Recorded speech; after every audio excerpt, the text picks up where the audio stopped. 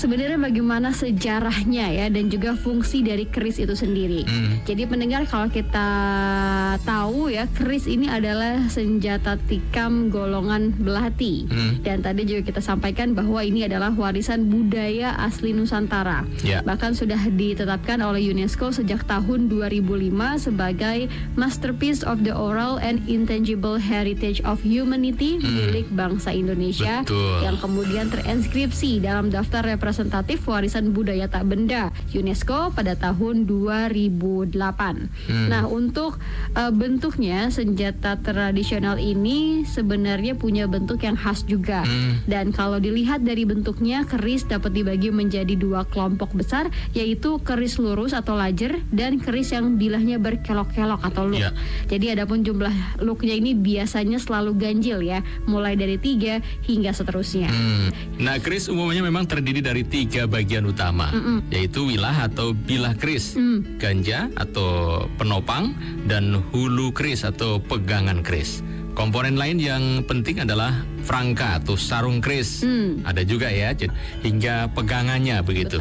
Jadi panjang bilah pisau misalnya, keris yang dibuat di Pulau Jawa, Sumatera, Kalimantan maupun di Sulawesi, ada juga di NTB, Semenanjung Malaya dan juga Thailand, sekitar 35 sampai 42 cm. Sementara panjang keris di Bali sekitar 45 cm dan di Filipina serta Riau ini lebih dari 50 cm. Iya, dan keris juga memiliki bermacam-macam motif ya. Kalau keris Bali, pendengar, misalnya ada yang berbentuk patung penari, petapa, hutan, dan juga ada yang diukir dengan emas dan batu mulia. Sementara untuk pegangan keris dari Sulawesi ini umumnya menggambarkan burung laut. Karena hal itu sebagai perlambang sebagian masyarakat Sulawesi yang berprofesi sebagai pelaut, dan burung adalah lambang dunia atas keselamatan. Selain itu, untuk bahan yang dipergunakan pun juga berasal dari aneka bahan ya. Ada gading, tulang, logam, dan yang paling banyak adalah kayu. Adapun pegangan keris Jawa secara garis besar terdiri dari batuk atau kepala bagian depan, lalu ada bunbunan, ada sirah wingking atau kepala bagian belakang, ada juga wetengan dan juga bungkul begitu. Dan memang di masing-masing daerah ataupun suku bangsa di Indonesia ini memiliki istilah tersendiri begitu ya. Bahkan dalam menyebut senjata keris juga beda nih Adel. Betul. Misalnya di Jawa ini keris disebut juga dengan duwung ataupun curiga. Di Minangkabau dikenal dengan sebutan keryeh. Di Lampung disebut dengan terapang ataupun punduk. Kalau di Sulawesi ada penjualan ataupun kreh. Kedutan Bali, Nusa Tenggara Barat adalah keris, lombok, dan sampari di Bima.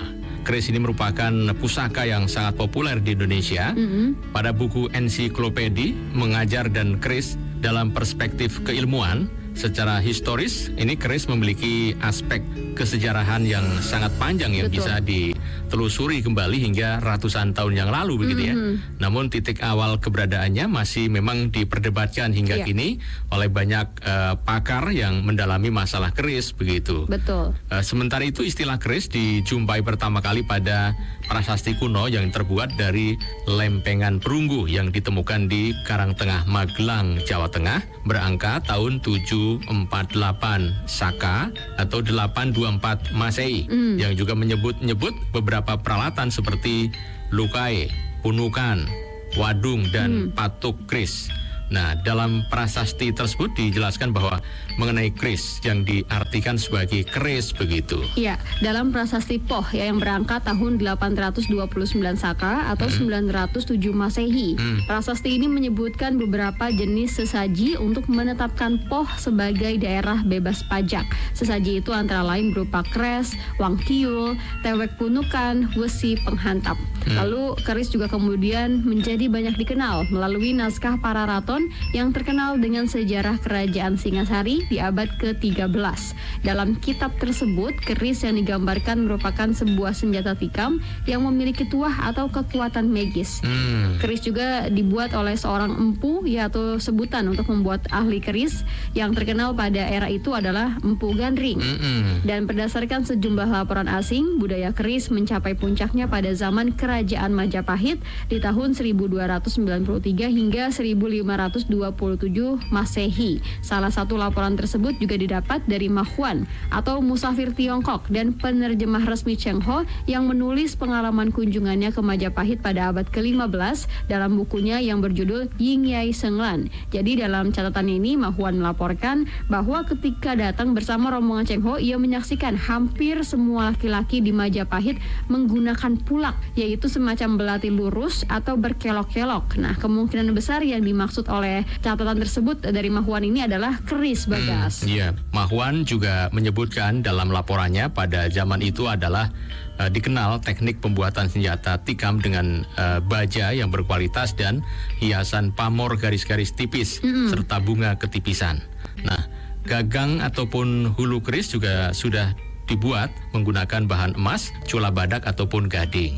Sejumlah literatur lain juga berpendapat bahwa pada era Majapahit keris ini memperoleh kepopulerannya. Dibuktikan dengan keris-keris ini terkenal yang melegenda, yang diperkirakan berasal dari zaman itu begitu. Misalnya Kanjeng Kiai Ageng Sengkelat dan juga Naga Sastra Sabuk Inten. Nah, ini juga terkenal. Nah, pada masa kekuasaan Majapahit, keris ini juga menyebar ke wilayah kekuasaannya, antara lain misalnya seperti Sumatera, Kalimantan, Sulawesi, Maluku, Bali, bahkan sampai Lombok, Sumbawa, termasuk juga Malaysia, Brunei, Filipina, dan Kamboja. Satu lagi Thailand yang tadi kita sebutkan gitu ya. Nah, selain melalui ekspedisi dan juga perolehan kekuasaan, penyebaran lainnya adalah melalui jalur perdagangan dan pelayaran. Hal ini menyebabkan budaya keris kemudian dapat ditemui di hampir seluruh daerah Nusantara, begitu Adel. Betul, jadi nggak cuma di Pulau Jawa aja ya, sampai ke Sulawesi, ke Kalimantan, Sumatera, dan lainnya. Betul. Dan pada awalnya memang keris digunakan untuk bertarung ya, sekaligus juga untuk melindungi diri. Cara menggunakannya adalah dengan menikam untuk membunuh lawan atau musuh. Nah, hal ini diketahui dari naskah-naskah berbahasa Jawa kuno, khususnya dalam Kakawin Arjuna Wiwoha yang ditulis di masa pemerintahan Raja Erlangga, pendiri kerajaan Kahuripan abad ke-11, yang mana telah dapat dibagikan kutipan yang menyatakan bahwa keris adalah senjata untuk perang. Demikian juga dalam Kakawin Sumana Sontaka yang ditulis di masa Kadiri abad ke-12 Masehi disebutkan keris sebagai senjata potong. Namun Bambang Hasrik Sukmo dalam buku Ensiklopedi Keris berpendapat bahwa keris bukan semata-mata untuk membunuh atau sebagai senjata utama dalam membunuh. Karena jika dilihat dari bentuknya yang pendek, keris sebenarnya tidak begitu efektif untuk dipakai dalam kondisi perang, kecuali dalam kondisi terdesak dan dalam kondisi pertarungan jarak dekat. Iya, betul. Jadi menurut Bambang, pada masa selanjutnya fungsi keris ini lebih dominan sebagai senjata dalam pengertian simbolik atau spiritual. Hal tersebut tidak terlepas dari berkembangnya kepercayaan yang menganggap keris sebagai benda bertuah ya, yang memiliki kekuatan goib gitu ya, yang ada khodam-khodamnya di dalamnya begitu ya. Jadi dengan membawa atau memiliki keris, keberanian dan rasa percaya diri seseorang ini menjadi meningkat begitu. Ya, benar. Sir Thomas Stamford Raffles dalam bukunya The History of Java yang mengatakan bahwa senjata keris ini mendapat kedudukan istimewa bagi prajurit Jawa begitu. Mereka umumnya menyandang 3 buah keris sekaligus. Raffles juga mengatakan tentang kebiasaan Raja Yogyakarta yang menghadiahkan seseorang abdi dalamnya saat naik pangkat dengan sebilah keris. Nah, Unggul Sudrajat dan Doni Satrio Wibowo dalam bukunya keris ini menyebutkan seiring perjalanannya waktu, tradisi keris dalam kehidupan Jawa bahkan masuk hingga ke dalam sebuah ikatan perkawinan. Nah, jika seseorang menikah dengan seorang perempuan Jawa, maka ayah pengantin wanita akan memberikan sebuah keris sebagai pengikat tali keluarga yang mungkin biasa disebut dengan keris kancing gulung atau cunduk ukel. Nah, keris itu simbol menjadi penyerahan tanggung jawab dari sang ayah mertua kepada sang mantu yang selanjutnya kewajiban menjaga putrinya tersebut begitu.